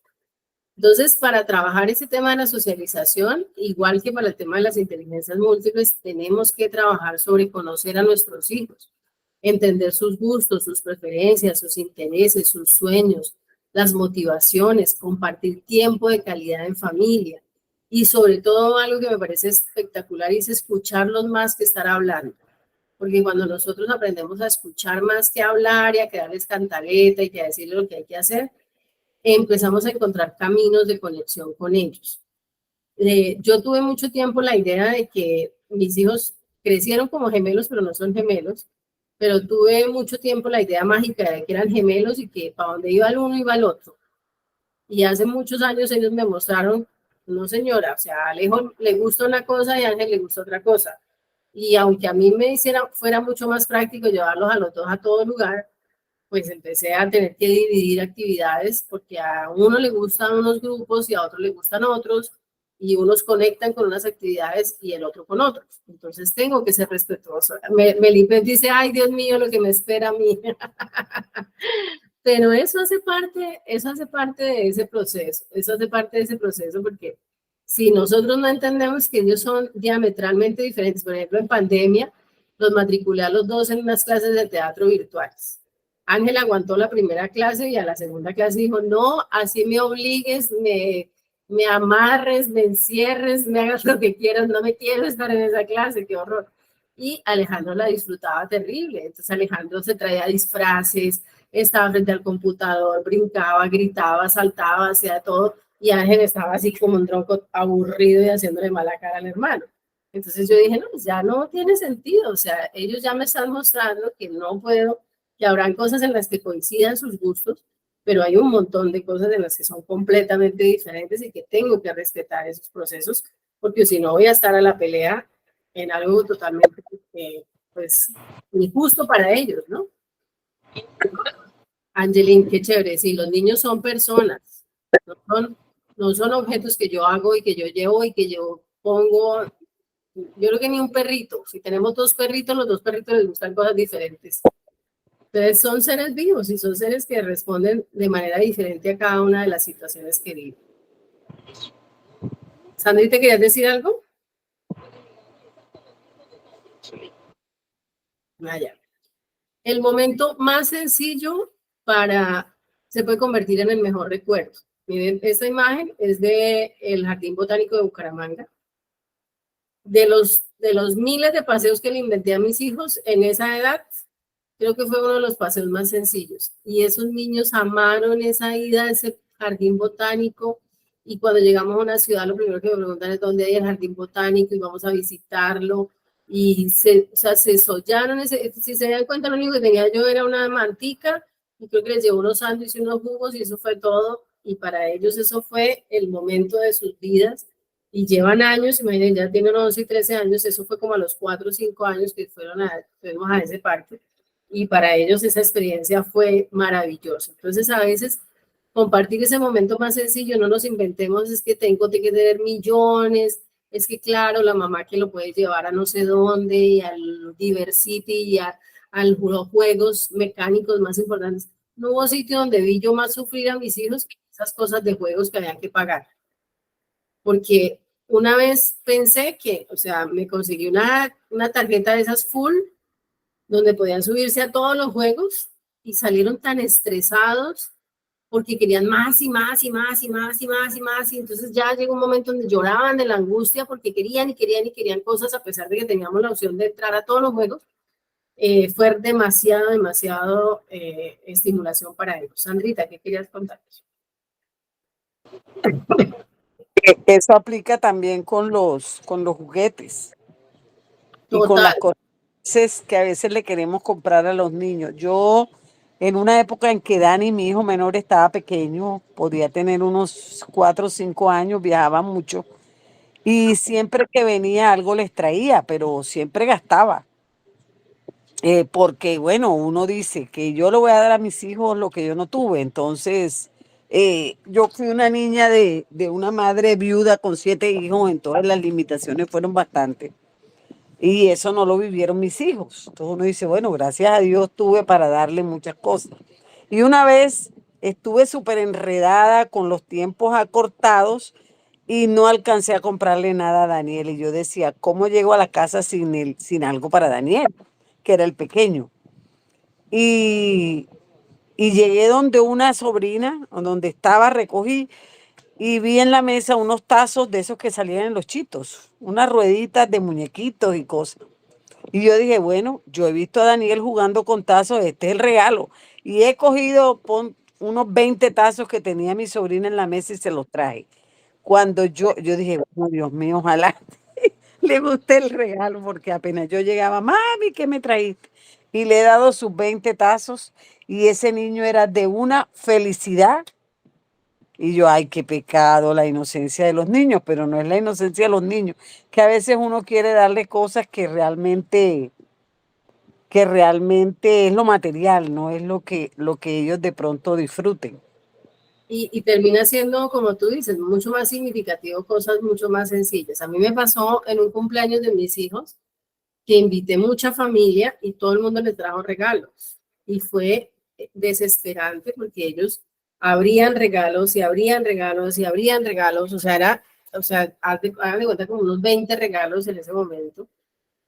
Y llegó un momento en la noche donde tuvieron que irse a dormir llorando porque estaban tan ansiosos y tan sobreestimulados de tanta cosa que no sabían si jugar con una cosa, con el juguete o con el carro, o sea, es demasiado. Entonces, creo que eso también, eso que dice Sandra, en juguetes, en experiencias, no necesitamos llenarlos de tantas cosas. Cuando trabajé muchas veces en colegios de alto estrato, veía niños, por ejemplo, que una mamá me decía, el esposo de ella era piloto de Iberia y que al niño lo llevaron a todos los lugares del mundo o sea, tenían tiquetes ilimitados para donde fuera. Dicen, y le pagamos un viaje en Halloween a Disney World. Dijo, y fue capaz de decir, o sea, no quiero, es artera, no quiero ir a Disney World más, o sea, ya estaba saturado, ya ese tipo de cosas terminan siendo obsoletas para una persona cuando realmente lo que más que necesitan de nosotros es que pasemos tiempo de calidad con ellos y estemos en familia. Entonces hay que crear redes, en toda parte de mi familia. Hace varios años estoy haciendo la tarea de que nos reunamos en familia, que nos reunamos con los primos, de que no perdamos esa tradición familiar de vernos, de encontrarnos. Entonces, les digo, mire, hagamos algo. Hay una tía que presta la casa, entonces cada uno lleva un compartir. Entonces, el uno lleva buñuelos, el otro lleva arepas, el otro lleva roscones, el otro lleva papas fritas, el otro lleva jugo. Y ahí lo ponemos en una mesa y comemos hasta que se nos llena el ombligo de tanto comer y de tanto reírnos. Pero es aprender y es muy chistoso porque las primeras veces que hacíamos eso, entonces había familiares que decían, ay no, pero entonces contratemos a una persona que nos haga la comida. No, pero entonces llevemos una vajilla, no sé cómo. Ay, no, pero qué oso ir a... No, o sea, es encontrarnos. O sea, esto no es de que vamos a hacer el evento social del año y vamos a tener que pagar un montón de plata. Es vinculémonos. Ay, pero es que fulanita se ríe mucho y a mí me fastidia porque se ríe mucho. Pues aprendamos a ser tolerantes. Crear redes necesita que seamos tolerantes. Nosotros muchas veces nos llenamos, hay familias con las que yo hablo y dicen, yo no me hablo con mi suegra hace 1000 años porque es que mi suegra me miró feo hace no sé cuánto y entonces como ella me miró feo, entonces, no, pues aprendamos porque entonces le estamos negando a nuestros hijos a hablarse con la abuela porque a mí me cayó gorda en un día o porque yo tuve un mal día con ella. Entonces, es quitarnos con todos esos límites y enseñar a nuestros hijos también a que ellos tienen que aprender a ser tolerantes con otros primos, volver a esa esencia que teníamos de familias que se reunían y que se reunían sin un peso y a comer lo que haya y a vivir y a contarnos y a estar en familia. En pandemia también me creé un chat de familia y ha sido chistoso porque varias tías se salen, ay, tan groseros, ay, me están diciendo muchas cosas pesadas, chao, chao, yo me voy de este chat. Y a los 15 años, bueno, vuélvame a entrar porque estaba bueno el chisme allá y entonces a mí me parece chico chismosear allá. Entonces yo les digo, si entran al chat, aprendan a ser tolerantes, que ahora, entonces tengo la prima que está antivacunas, que todo vive pensando que van a llegar los marcianos, y entonces mi hermano que vive diciendo eso es una mentira, y entonces contrarrestan, y nos morimos de la risa con bobadas, somos familias, encontrar esas redes es mostrarle a nuestros hijos que es importante mantener esos vínculos con nuestras familias, así estemos lejos, así tratar de buscar esos escenarios desde la virtualidad. Entonces reunámonos, si estamos lejos y no vivimos con las familias, pues reunámonos y hagamos una cena desde el celular, hagamos bulto, hagamos gente, hagamos grupos donde podamos reunirnos y donde podamos ser familia. Aquí pues vamos a contar, Angelín, Caro y yo, cómo hemos creado esta comunidad escolar. Porque yo creo que hacer escuela en casa solos es más aburrido que, no sé, que comerse un bombombón de, ¿cómo se llama esto? De hígado de bacalao. O sea, que es artera hacer escuela en casa uno solo. Esto no tiene mayor sentido si uno está solo. Entonces, lo primero es empezar a hacer comunidad, o sea, ¿qué hay en mi ciudad? Y si no hay, pues empecemos a crear grupos. Oiga, vamos a la biblioteca del pueblo, a la biblioteca del barrio y empecemos a mirar, mire, pongamos un letrero, mire, soy una mamá que hace escuela en casa y estoy aquí sola. Yo creo que a Ana Paulina al principio le tocó, no sé, como con letreritos, ir armando grupos, ir creando gente, pero sería chévere, ¿verdad? Un día ponerla solamente a contarnos cómo arrancó ella todo este proceso, pero hay que crear comunidad, o sea, educar en casa solo es muy, muy aburrido. No sé qué dice Angie, qué dicen Caro frente a eso. Y si quieren contar algo de cómo se creó comunidad escolar, porque la armó Angie, pues, para decir prácticamente. Sí, Dale, claro. Angie, tú primero. Bueno, nosotros recién llegados a Barranquilla hace casi 6 años, no conocíamos a nadie y ya estábamos con homeschooling y esa parte realmente me preocupaba, no de socialización en el sentido de homeschooling, sino y si no van al colegio en Barranquilla, ¿cómo vamos a encontrar otras familias? ¿Cuál va a ser el vínculo en que encontramos otras familias? Y yo empecé a mirar en redes sociales, miré en Facebook y encontré la red de educación en casa de aquí de Barranquilla y empecé a enviar mensajes directos a las personas que estaban ahí diciendo, ¿vives en Barranquilla? ¿Estás en Barranquilla? Y bueno, hubo algunas personas que era como, bueno, yo he pensado en hacer educación en la casa, pero no, realmente no, mis hijos están estudiando en tal colegio. Entonces yo iba descartando las personas, no que no son válidos, pero estaba realmente buscando personas que también estaban en la casa, como nosotros, buscando comunidad. Y encontré con una cantidad de familias. La primera vez fuimos al malecón aquí de Barranquilla con patinetas y patines y corrimos y fue muy, muy chévere la experiencia conociendo a las familias y de ese punto empezamos a armar planes, vamos a tal lugar. Para nosotros lo que ha sido fundamental es reunirnos. Esa es la clave de comunidad, es vernos, como estaba diciendo Pilar, en su familia, ver a su familia, pasar tiempo con su familia. Entonces, eso fue el inicio de Escolé y ha evolucionado por los años, ha cambiado mucho, unas familias ya se han graduado, otras familias se mudaron y otras familias han mudado acá, hemos conocido en encuentros, pero la idea siempre ha sido que nos reunamos y la idea es estar abiertos a escucharnos, porque cada familia es tan distinta y tiene su propia forma de poner sus prioridades y eso. Y lo lindo es escuchar y aprender de otras familias, de otros niños y verlos jugando juntos y conociendo. Y entonces eso ha sido como, ese es un rápido Un recap, resumen. resumen, sí.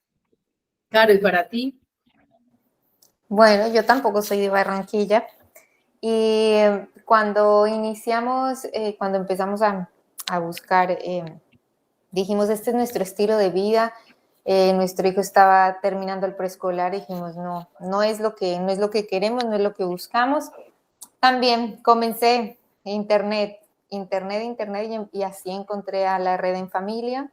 Comencé a escribir y donde iba con gente que conocía, que me preguntaban, que me daban justo el pie por, ¿y en qué colegio está o a qué colegio va yo? No, él, bueno, fue a este, pero nosotros ahora cambiamos nuestro estilo de vida. Si conoces a alguien, y así, no faltaba alguien que me dijera, sí, conozco a tal persona y te doy el contacto, y así hasta que llegué a ustedes.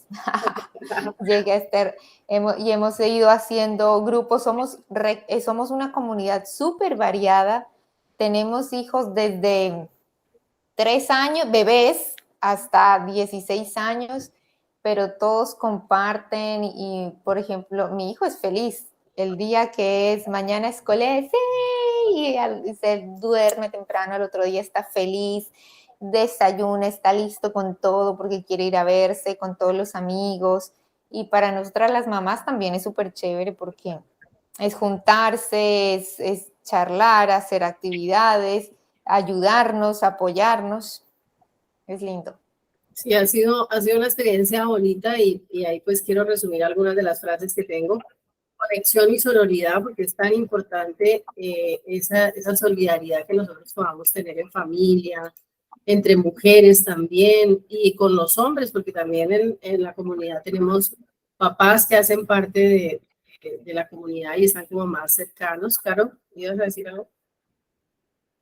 Ay, sí, Pili, que todos, o sea, hacer como un hincapié en lo que dijo Angie, y es que todos somos súper diferentes. Si ves, cada familia es una escuela diferente, cada uno va a su ritmo, a su modo, todos hacemos todos hacemos cosas súper diferentes, pero, o sea, es re lindo y todos igual nos unimos, nuestro punto de unión es el parque y ese compartir que es tan bonito, a pesar que cada familia es una escuela diferente.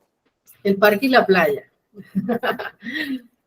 Entonces, aquí quiero resaltar las frases que he puesto y es vincular afinidades, sigue encontrando esas afinidades, familias aprendiendo unidas, aprendiendo y creciendo juntos, conectando experiencias, entendiendo que unidos somos más fuertes y creando esos procesos de conexión. Eso me parece que es súper fundamental, empezar a crear esas redes, entendiendo que no van a ser redes perfectas, que no necesariamente tiene que ser que todos nos amemos, que todos seamos iguales, que todos creamos las mismas cosas, sino aprendiendo a respetar esa diversidad. Porque si nosotros, hay familias que entran a esos procesos y quieren que todas las familias hagan igual, lo mismo, y entonces no, porque es que yo, con el respeto del tema religioso, entonces, no, yo soy de cierta religión, entonces yo quiero que todos los amigos de mis hijos sean de esta religión. No, yo quiero que todos los amigos de mis hijos sean de este estrato o de este no sé qué. O sea, cuando entramos a esas dinámicas de comunidad así, terminamos más enredados y terminamos en unos rollos, pero cuando aprendemos a entender que vamos a encontrar personas diversas, con mentes diversas, con valores diversos y que ahí tienen también nuestros hijos mucho que aprender. Carita. Una cosa que anímense siempre a preguntar, a buscar familias que hacen educación en casa. O sea, siempre ha existido familias que educan en casa y ahora más, así que anímense, busquen y se van a dar cuenta que en el lugar menos pensado, tal vez en la misma cuadra, hay una familia que educa en casa. Pregunten, porque se van a encontrar sorpresas lindas, van a ver que se encuentran familias en todas partes para hacer lazos. Total. Otro paso, otro tips, otra estrategia es buscar redes y comunidades cercanas. Casi todas las ciudades tienen lugares donde se brinda educación gratuita o a bajo costo, entonces buscar que hay una biblioteca municipal o que hay bibliotecas alrededor, o que hay un parque donde se están dando cursos de la municipalidad o de la alcaldía, o sea, ir a buscar esos escenarios, estar ávidos de buscar esos escenarios, preguntar. Yo siempre he tenido esa claridad de que uno, cuando le comenta a alguien conoce a alguien o al amigo de alguien, y alguien le soluciona a uno las cosas. Pero el que se queda callado nunca va a encontrar nada. El que nunca pregunta, el que nunca se toma el tiempo de entrevistar a otras personas o de hacer esas redes. Para mí, por ejemplo, hace muchos años, más o menos unos 4 años, conocimos Scouts y ha sido una red maravillosa, espectacular, y les voy a contar un poco de esa experiencia en esta red, porque son familias también, cuando yo llegué ahí no había familias de escuela en casa, y he vinculado como unas 17 familias que hacen escuela en casa al grupo de Scouts. Y eso también es importante aprender a compartir lo que es bueno, ¿sí? Porque hay familias que uno se encuentra con una familia y la familia dice, no, mi hijo está en un grupo de teatro hace 5 años totalmente gratis. Ay, pero ¿y tú por qué nunca nos habías contado? Ay, no sé, a mí no se me había ocurrido. Oye, pero si tenías la información, ¿por qué no se la pasaste a más gente? ¿Sí? Y eso muchas veces nos va en contra, porque, por ejemplo, cuando yo entré a Scouts, tenía muchísimo miedo de que mis hijos fueran a un campamento, porque yo no sabía quién eran los papás que estaban ahí, yo no voy a campamentos, mi esposo en ese momento no podía ir a un campamento. Entonces empecé a vincular familias que yo conocía a Scouts, y eso me da una tranquilidad y una seguridad inmensa, además de que me da mucha felicidad ver a esas familias también transformadas, ¿sí? Entonces ya mis hijos, el día que van a un campamento, hay como 10 amigas mías en ese campamento, ¿sí? Entonces ya son 10 ojos que yo sé que van a estar echándole un ojito a mis hijos, que me van a decir si hay algo malo que esté pasando. O sea, hay mucha gente en la que yo puedo confiar. Entonces, para mí, por ejemplo, Scout es una opción bastante económica, que está en casi todos los lugares de Colombia y permite desarrollar unas habilidades que difícilmente los niños se van a desarrollar en otros espacios. Permite desarrollar autonomía y liderazgo, el trabajo en grupo, asumir nuevas metas, hacer que los niños no estén todo el tiempo consentidos por nosotros. Yo honestamente pensaba que mis hijos iban a ir al primer campamento, iban a volver y a decir, mamá, en la vida volvemos a un campamento. Y han sido los más felices en esos campamentos porque llegan sucios que uno no sabe si echarlos a la lavadora completos o que llegan sin haberse bañado como 3 días, con dientes sucios, con de todo, pero llegan muertos de la felicidad, agotados, pero en unas experiencias que difícilmente las vivirían, por ejemplo, con mi familia. Si yo los llevo a un hotel 5 estrellas y se dañó el aire acondicionado, a los 2 minutos me toca salir a buscarles hotel diferente porque, ay mamá, qué calor, ¿por qué nos trajiste a sufrir? Pero en Scout pueden pasar 3 días con un ventilador medio mal funcionando y ellos están allá felices. Entonces es enseñarles también a generar retos, a mirar nuevas metas. Miren, por ejemplo, esto era lo que ellos tenían que pasar, y tenían que pasar como 3, 4, 5 veces por ese sitio, de un lado para otro en uno de los campamentos que tuvieron. Han tenido campamentos a la Sierra Nevada, el poder aprender a convivir con otros niños, con otras miradas, con diferencias, a trabajar en grupo, a aprender de las dificultades, a saber que tienen que ser responsables y autónomos de sus propias cosas, a entender que la vida es un paseo constante. Entonces, ha sido una experiencia súper chévere, se han ido a conocer comunidades diversas. Es una mirada realmente fantástica. Les decía que, Carito, cuéntanos. Ay, perdóname, Pili. Dale, que siempre, o sea, hay que buscar, hay infinidad de cosas grupales para hacer, de deportes, de música, de dibujo, de scout, grupos de lectura, de yoga, de programación, de ajedrez, de experimentos. Hay infinidad de cosas grupales para hacer y que a ellos les encanta. Costo, ¿no? Muchas gratis y muchos a bajo costo, porque no es que necesariamente que muchas. tengamos que ser Las millonarios. alcaldías, en Colombia, las alcaldías tienen un montón de proyectos. Entonces, aprovechar esos escenarios. Otra de los temores que me habían manifestado, que me manifiestan mucho las familias que hacen la escuela en casa, es que qué voy a hacer con el tema de que él va a pasar mucho tiempo en el computador. Y pues obviamente eso es una realidad, o sea, las pantallas no se nos pueden convertir en las nuevas niñeras. Entonces hay que mirar cuándo es una nueva niñera la pantalla y cuándo yo estoy supliendo. Y hay que entender que la tecnología pues es una herramienta. Y entonces yo puedo usar un lápiz para escribir un poema hermoso o yo puedo usar un lápiz como un arma para sacarle un ojo a una persona. Lo mismo pasa con el computador, con el celular, con toda esta tecnología. Nos pone a la mano algo maravilloso para aprender, pero también nos pone a la mano situaciones bastante peligrosas. Entonces tenemos que siempre en procesos de escuela en casa, más que en cualquier otro momento, hacer mucho automonitoreo de mi familia. ¿Qué es lo que estamos haciendo? ¿Cómo estoy supliendo el tiempo que de pronto no puedo pasar con ellos?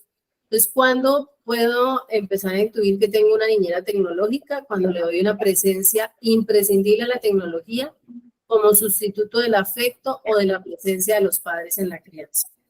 Cuando el porcentaje de tiempo que el niño pasa frente a algún dispositivo supera el tiempo al aire libre o en actividades deportivas o académicas.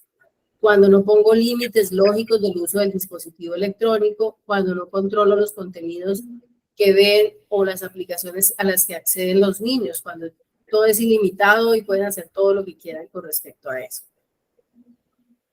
¿Es inofensivo el uso de tablets, celulares a temprana edad? Pues esos son decisiones familiares, pero yo sí, desde la misma experiencia como psicóloga, sé que esa sobreexposición de que ellos tengan que estar siempre sobre una pantalla, siempre con un tablero, pues eso ha generado problemas de comunicación inmensos entre los niños, muchas dificultades emocionales, inclusive yo he tenido niños en consulta que por esa sobreexposición han tenido convulsiones, síndromes convulsivos.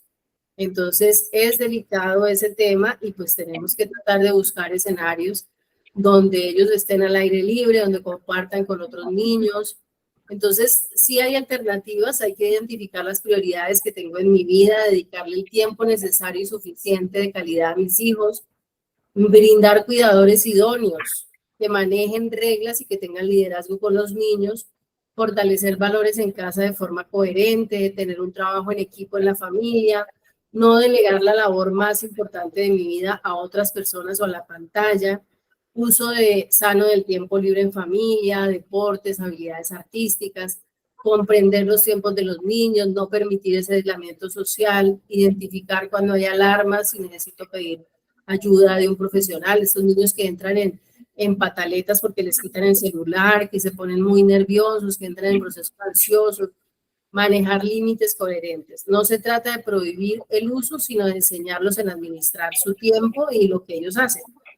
La irrupción de las nuevas tecnologías nos obliga a educar a los niños de una forma distinta. Entonces aquí, por ejemplo, vemos alternativas, volver como a lo básico, al desarrollo de habilidades deportivas, al desarrollo de esta inteligencia sinestésica de la que hablábamos, al estar en diferentes espacios abiertos, a hacer juegos en familia, a compartir, a tener amigos, a tener vínculos. Eso es prácticamente lo que queremos mostrarles, lo que queríamos transmitirles o contarles el día de hoy.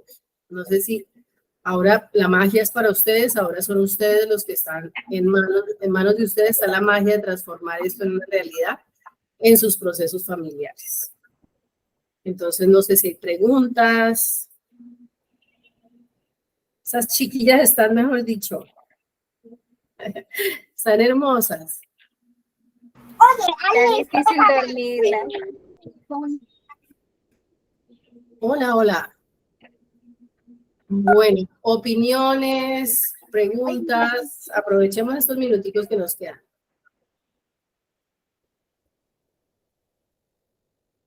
Lucía, Lisette, Sandra.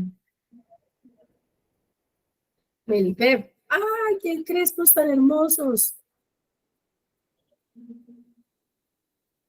Te vas a quedar también como con 3 niñas como Ángel. Sí, son dos nenas, ¿cierto? Son dos nenas y Julián, el niño. Ay, Tiene dos ok. Olga Liceda ha levantado la mano. Cuéntanos, Olga. Bueno, tomo muchas notas de todo lo que nos has explicado hoy. Mucho por practicar, mucho por poner a prueba. Pues de acuerdo a lo que tú dices también, pues las dinámicas de cada familia, respetando los procesos y dinámicas de cada familia, que hay gustos, formas de aprender, como tú dices, de las inteligencias múltiples. Creo que cada uno de nosotros puede tener todas esas inteligencias múltiples, sino cada una más desarrollada que otra. Y yo la veo en mis hijos. Por decir, mi niña mayor, ella es muy lógico-matemática, pero también tiene una inteligencia emocional y es muy artística. O sea, ella manejó su fotografía porque ella es fotógrafa también, entonces, y maneja su ingeniería y su fotografía. Emilio es muy visual, es muy lingüístico también, de hecho él maneja mucha prasodia, la forma de hablar, o sea, utiliza un lenguaje muy determinado. Y entonces yo tomo de todo lo que tú estás diciendo lo que puedo aplicar dentro de mi familia. Y contándote pues más a manera personal de las tecnologías, aquí sí utilizamos las pantallas, pero siempre hay un control parental, hay tiempos determinados, por decir, Emilio, bueno, el niño ya sabe, 1 o 2 horas en pantalla de acuerdo a la actividad que estemos realizando. Y le digo, ya terminó tu tiempo, y él solito, ok, y va y me la entrega, o sea, y aparte que como es tan literal, o sea, él sí necesita rutinas, planeación y cosas para que desarrollemos ciertas actividades. En tema de la socialización, pues manejamos los viernes, que siempre vamos a natación. Eso, mejor dicho, eso es intachable, eso no se le puede quitar en su vida, porque él ama su natación. Entonces, tenemos que estar viernes allá, mejor dicho, puntual con su profesor. Y buscando más actividades, digamos, aquí en Cajicá, la alcaldía tiene muchos proyectos muy bonitos de música, de artes, pues mi hija estuvo 5 años en fotografía, ahí en audiovisuales, o sea, bastante interesantes. Entonces, de todo lo que explicas, agarro lo que me sirve para la dinámica familiar en mi casa, en mi Claro, vida y con excelente. mi familia. Y que lo encuentres y lo acomodes a tu modo, porque imagínate qué aburrimiento que todos hiciéramos lo mismo. Entonces estaríamos replicando lo mismo que hace el colegio, y es no entender que son dinámicas completamente diferentes. Creo que esa ha Sí, sido la mayor dificultad ahora con el tema de los colegios, es que quieren meter a todas las familias en el mismo saco y que todos hagamos todo al mismo tiempo y de la misma forma, y eso es muy difícil cuando uno quiere realmente que nuestros hijos sean respetados en esos procesos. Gracias, Olguita. Caro. A ti. Otra cosa que es como importante cuando uno comienza este camino es darse ese espacio de experimentar y saber que es como una montaña rusa, que Sí. no es lineal, que no se sientan frustrados porque a veces uno dice, pero planeé esto y después al mes tal vez ya no te funciona o a los 3 meses estás cambiando. Es así y todos pasamos por ese proceso y nunca va a ir uno en línea recta, eso es algo verdadero. Va uno, sube, baja, cruce, va aquí, va allá. Entonces, no les dé miedo experimentar, no les dé miedo de repente, por aquí no fue, me choqué, dale, echas para atrás y coges por otro lado, pero buscar todos los días, experimentar y no crean que son los únicos, a todos nos pasa lo mismo. Angie. Yo iba a comentar también lo importante, lo que nosotros hacemos, porque no queremos tampoco que sea un día, yo quiero ser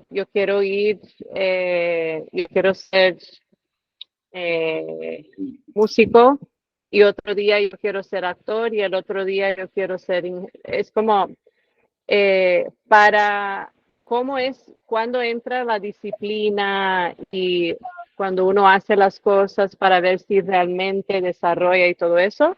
una cosa que nos ha ayudado con eso es que cada semestre que tenemos, nosotros miramos las actividades que estamos haciendo y las chicas deciden, ok, antes de hacer esa cita del semestre, cuando termina el semestre, tenemos una uno a uno porque no quiero que la hermana influencie la decisión de la otra.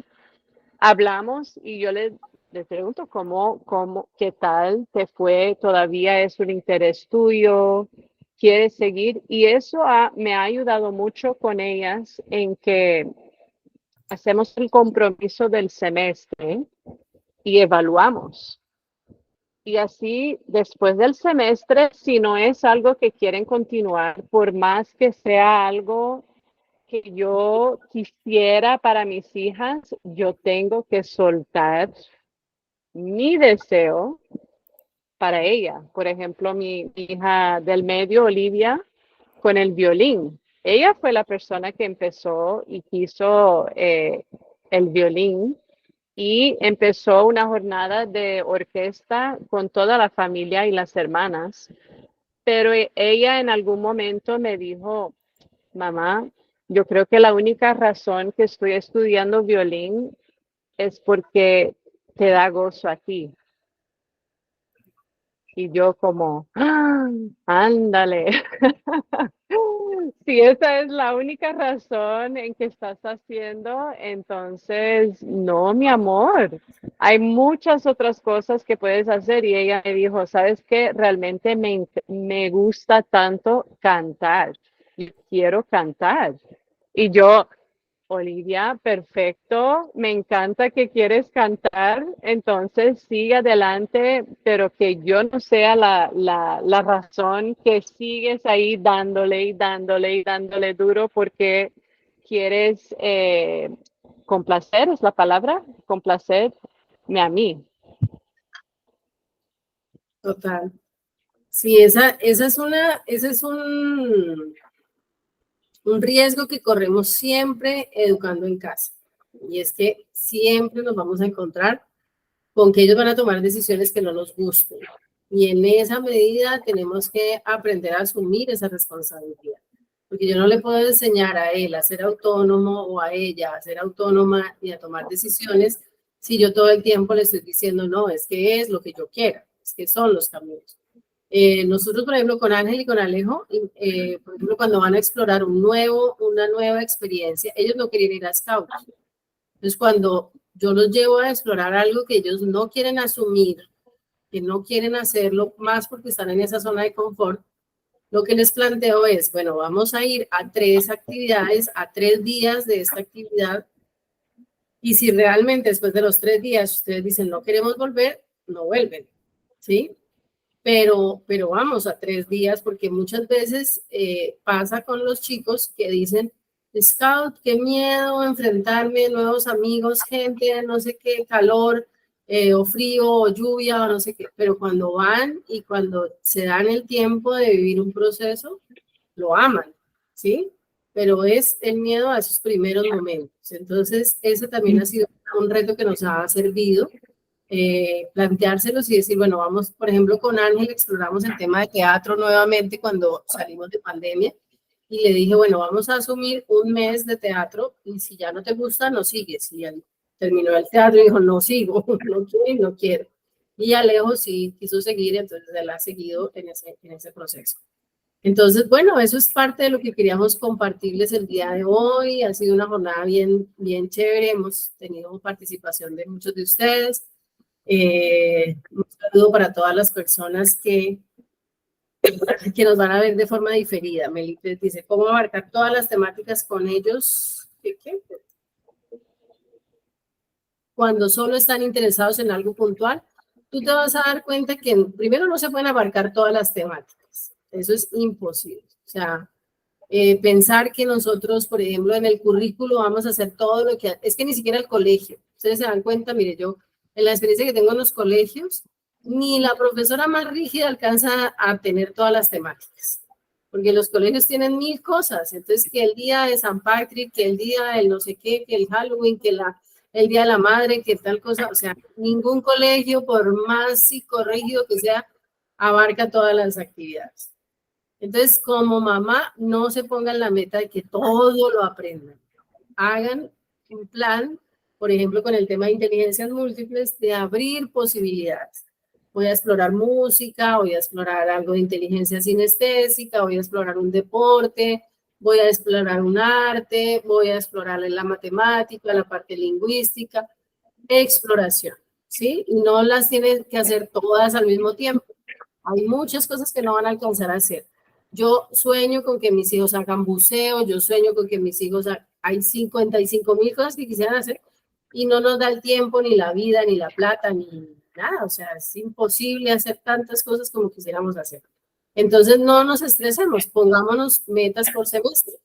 Este semestre voy a pulir un poquito más esto, este semestre voy a trabajar un poquito más esto, este semestre voy a explorar un poco más esto, pero no esperemos cumplirlo todo porque eso es imposible. ¿Listo? Bueno, muy buenas noches para todos. Nos vemos mañana de 7 a 9 de la noche. Que tenemos a Carolina trasnochada porque ya a las 6 ya está en pijamada. Chao, chao para todos. Feliz noche. Feliz noche. Feliz noche. Feliz noche.